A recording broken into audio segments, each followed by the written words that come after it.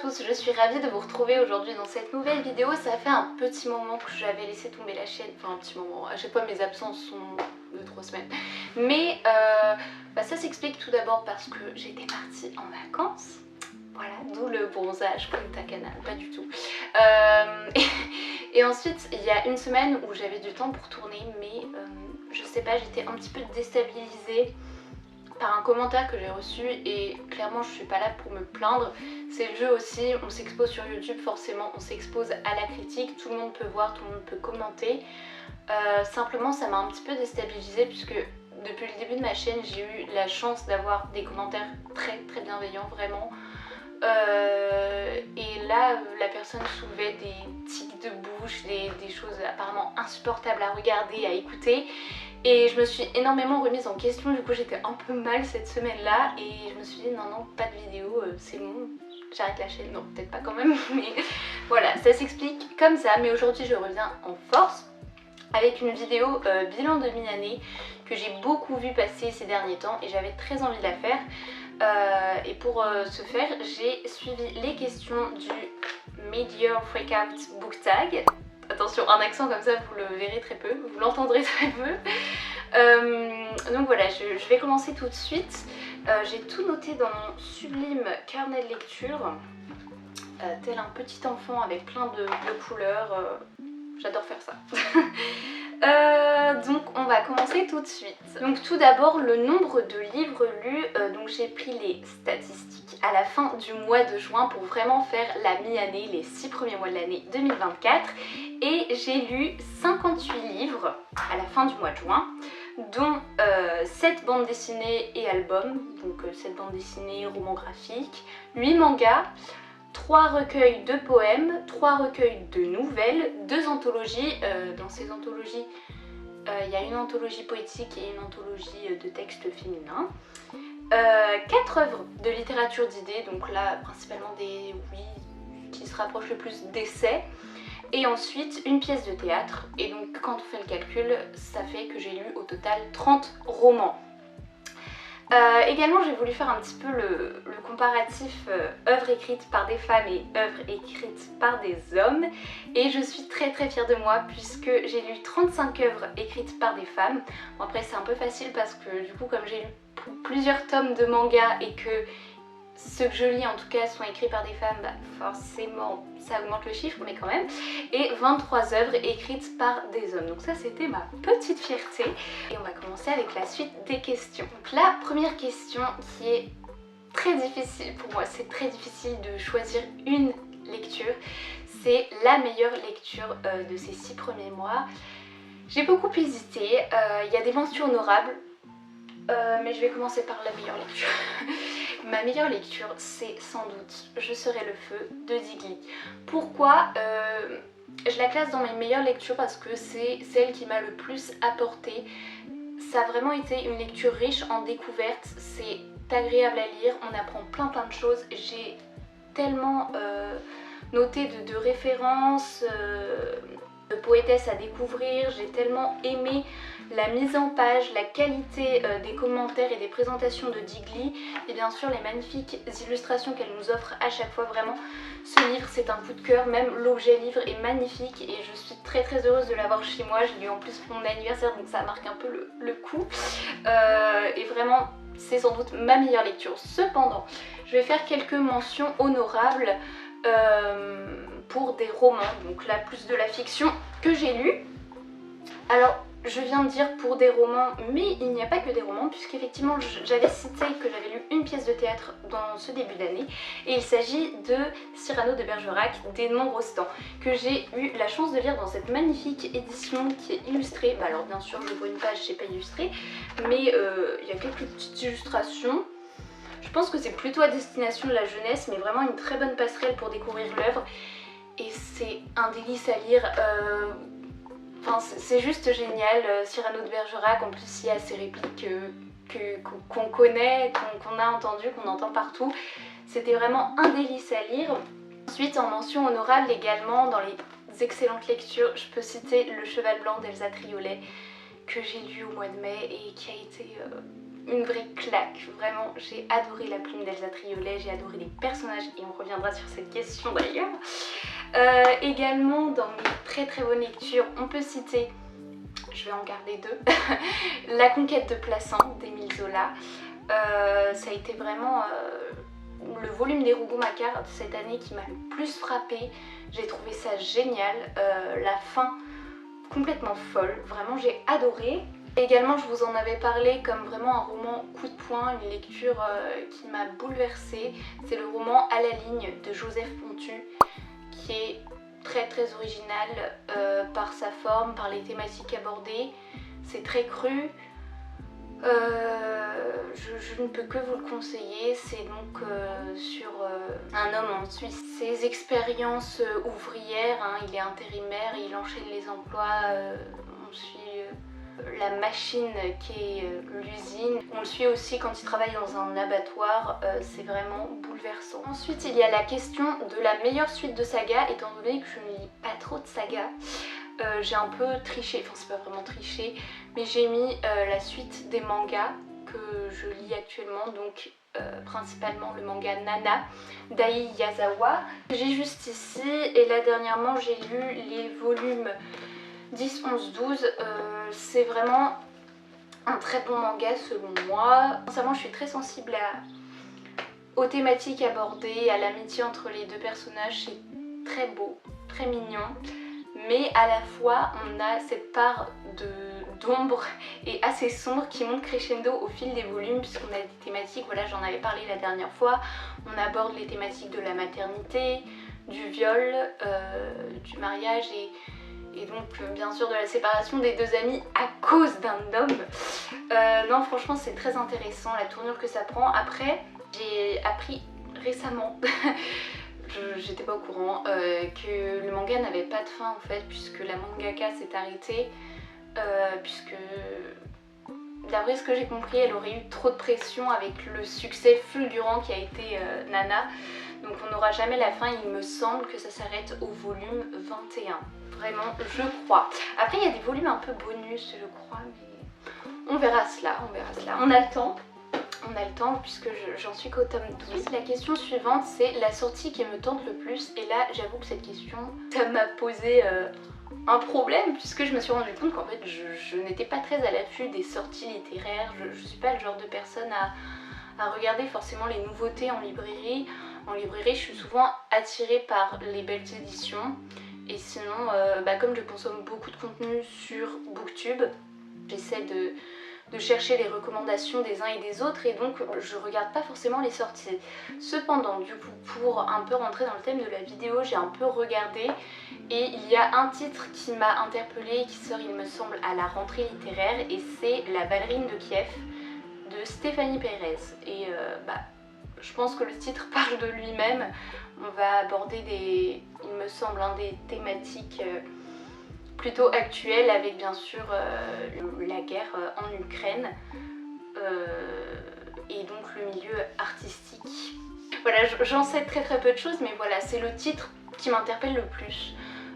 Et comme je vous ai dit, je n'attends pas grand chose des sorties, je regarde très peu ça. Ensuite, là je vais peut-être pardon, là je vais peut-être me mettre des personnes ados. Mais ma plus grande déception, c'est Lettre à D de André Gorz. Alors je parle de déception parce que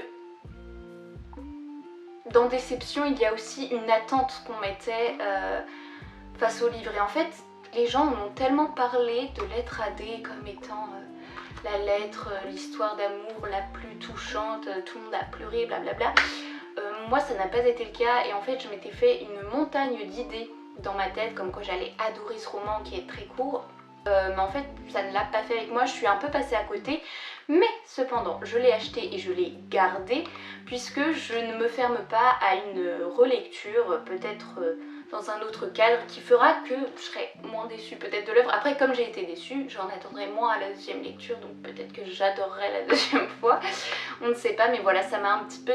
Enfin non, ça m'a complètement déçue, je peux le dire, parce que voilà, j'en attendais beaucoup. J'avais mis la barre très haut. Ensuite, ma plus grande surprise, et là c'est un roman que j'ai lu très récemment, à la fin du mois de juin, c'est Le Maître des Illusions de Donna Tartt.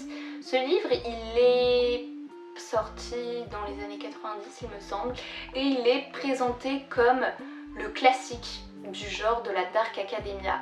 Et effectivement on y trouve des thématiques, on se retrouve dans un milieu universitaire, il y a des petits groupes presque sectaires en fait, c'est pas des sectes mais l'ambiance est très particulière, très étrange dans ce roman, et en plus il y a au cœur de l'intrigue un meurtre, même plusieurs meurtres.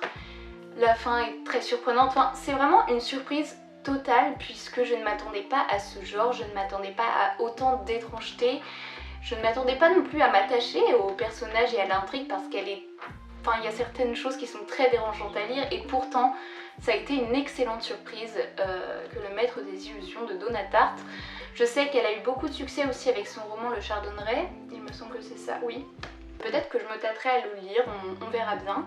Mais voilà, c'est ma plus grande surprise de ce début d'année. Ensuite, ma nouvelle auteurice préférée, clairement j'en ai parlé un peu avant, mais il s'agit d'Elsa Triolet. J'ai lu que 2 œuvres d'elle, dont Le Cheval Blanc et un recueil de ses nouvelles, et ces nouvelles, je les ai adorées, adorées par les thématiques, par le style d'écriture, vraiment j'adhère complètement au style d'Elsa Triolet. Et c'est vrai que j'ai un peu ce fantasme littéraire avec Elsa Triolet puisque je voue un culte d'admiration totale à l'amour qu'elle a eu avec Louis Aragon. J'ai lu les poèmes d'Aragon qu'il a écrits pour elle, Aragon j'ai adoré Aurélien, il y a tout un mythe autour de ce couple qui me fascine et j'idolâtre un petit peu Elsa Triolet et Louis Aragon, mais du coup la plume vraiment que j'ai découvert cette année c'est Elsa Triolet et je n'en suis vraiment pas déçue pour le coup.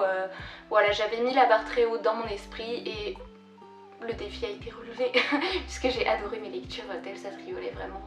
Je ne saurais pas comment qualifier son écriture, à vrai dire je suis pas assez qualifiée au niveau littéraire pour vraiment trouver les adjectifs qui conviendraient, mais moi c'est quelque chose qui me plaît beaucoup et qui fonctionne très bien avec moi. Que de répétition. La question suivante, c'est la question de mon personnage préféré. Là c'est très compliqué, il y a beaucoup de personnages dans Zola que j'ai beaucoup aimé, auxquels je me suis attachée, même des personnages pas insignifiants mais pas très importants dans les intrigues. Je pense notamment à Désiré dans Les Robots Macaires là que j'ai lu. J'adore le personnage de Désiré. Mais mon personnage préféré, et là je me répète, c'est Michel Vigo que j'ai trouvé fantastique en fait donc dans Le Cheval Blanc d'Elsa Triolet. Par certains de ses comportements il est détestable mais pourtant on ne peut s'empêcher de s'attacher à ce héros manqué et à la fin il devient un véritable héros. La question suivante, c'est un livre qui m'a fait pleurer, et là je vais un petit peu aborder cette thématique avec vous, mais avant j'étais très sensible au cours de mes lectures, vraiment. Il y avait un personnage auquel je m'attachais, qui mourait ou qui voyait un de ses proches mourir, je fondais en larmes, selon la plume après, hein. Mais j'avoue que il y a un de mes romans préférés dont j'ai déjà parlé sur la chaîne qui est La Joueuse de Go de Shansa. Ce livre m'a tellement fait pleurer que après, il y a eu un après ce livre et je suis devenue beaucoup plus exigeante et je ne parviens plus aussi à pleurer autant dans mes lectures. Je ne suis plus... Il y a une partie de moi qui n'est plus du tout sensible à certains attraits des romans que je lis. Et c'est presque regrettable. Et puis bon, il y a une partie aussi... comme j'étais pas dans un très bon état de santé, j'avais peut-être pas assez d'énergie à rentrer dans le livre et ça fait que je suis restée très en surface de mes lectures. Il y a d'ailleurs une partie de ma vie l'année dernière, je me souviens plus tellement de mes lectures, c'est comme si je ne les avais pas lues parce que j'étais un petit peu ailleurs. Je pense que j'avais pas une santé assez stable pour pouvoir profiter des livres. Voilà, c'est regrettable, mais depuis tout ça, en fait, j'ai du mal à pleurer dans mes lectures. Cependant, cette année, j'ai eu un réel coup de poing. Et c'est la première fois que ça m'arrive avec un recueil de poésie. C'est Le ciel brûle, suivi de Tentative de jalousie de Marina Tsvetaeva. Je vous en ai déjà parlé, mais ça a été réellement un coup de cœur. J'ai lu les poèmes à voix haute. Petit à petit, je sentais ma voix trembler. Et littéralement, en tout cas dans Le ciel brûle, Le premier recueil qui est dans l'édition, j'ai vraiment pleuré à la lecture de certains vers, à la lecture de certains poèmes et ça a été bouleversant. Je ne peux que vous recommander sa poésie. J'ai envie de découvrir tout Marina Tsvetaeva, je la trouve fabuleuse et c'est tout ce que je peux vous dire, voilà. Ensuite, l'avant-dernière question, un livre qui m'a rendue heureuse. Je pense que beaucoup de mes lectures m'ont rendue heureuse parce que je savoure, voilà, le moment de la lecture en lui-même me rend heureuse, je me complais dans la lecture. Cependant, cette question, je pense que c'est vraiment dans le but un livre qui m'a donné le sourire avec une histoire toute mignonne et tout. Et là clairement je peux vous parler du roman Les Trois Lumières de Claire Keegan. C'est une histoire très délicate. Ce roman, comme ça fait un petit moment que je l'ai lu, je me permets de vous lire un petit peu ce que j'avais marqué dans mon carnet de lecture. J'avais noté un court roman des plus touchants. L'intrigue m'a quelque peu rappelé la façon dont le couple adopte Angélique dans Le Rêve de Émile Zola. Ici, l'intrigue se déroule en Irlande, dans une campagne reculée. Un père conduit sa fille alors que son épouse est enceinte. Il la confie au Kinsella. Ces derniers, donc c'est un couple marqué par le décès d'un enfant qu'ils n'ont pas pu élever, vont la chérir et veiller sur elle comme leur propre fille.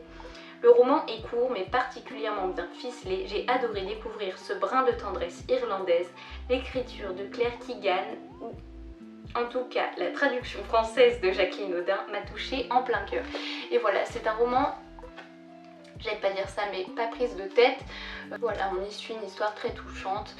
Bon, c'est un petit peu bisounours hein, mais je pense que il faut des lectures comme ça. Ensuite, la dernière question, c'est le plus beau livre que j'ai acquis. Et là, je suis très contente. Bon, bien sûr, je pourrais parler de Je serai le feu de Diggy, qui est juste magnifique. Mais très récemment, sur une recommandation de Lire avec Lilia, qui est une créatrice de contenu sur Booktube que j'apprécie énormément, j'ai acquis... j'ai acquis le volume 1 des Contes macabres de Edgar Allan Poe, illustré par Benjamin Lacombe. C'est un très beau livre déjà, extérieurement, waouh. Du coup je ne fais que de regarder le retour caméra pour voir, mais les illustrations sont juste fabuleuses. Je trouve que le style de Benjamin Lacombe, enfin en tout cas ce qu'il a transmis dans ses illustrations colle parfaitement avec les thématiques abordées. Je viens de le finir hier et j'ai trouvé ça fabuleux, vraiment. Ça me fait presque penser à certains traits de Tim Burton, mais c'est juste génial. Ce livre est magnifique, je suis très heureuse de l'avoir dans ma bibliothèque. Voilà, bon c'est quand même un petit investissement parce qu'il a son prix le coco, mais très bel achat que je suis contente d'avoir. C'est mes parents qui me l'ont offert et je trouve que c'est vraiment une bonne occasion de redécouvrir l'œuvre de Edgar Allan Poe.